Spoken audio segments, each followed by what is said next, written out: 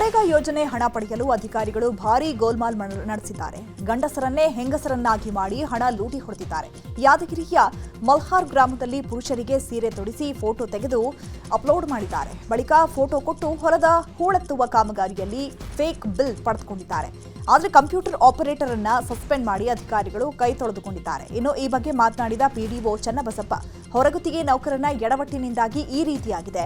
ಹೊರಗುತ್ತಿಗೆ ನೌಕರ ತಿಳಿಯದೆ ಈ ರೀತಿಯ ಫೋಟೋ ಎನ್ಎಂಎಂಎಸ್ ಮಾಡಿದ್ದಾನೆ. ಘಟನೆ ಬಗ್ಗೆ ಗೊತ್ತಾದ ಕೂಡಲೇ ಹೊರಗುತ್ತಿಗೆ ನೌಕರನನ್ನ ಸಸ್ಪೆಂಡ್ ಮಾಡಿದ್ದೇವೆ ಅಂತ ಸಮರ್ಥನೆ ಕೊಟ್ಟಿದ್ದಾರೆ.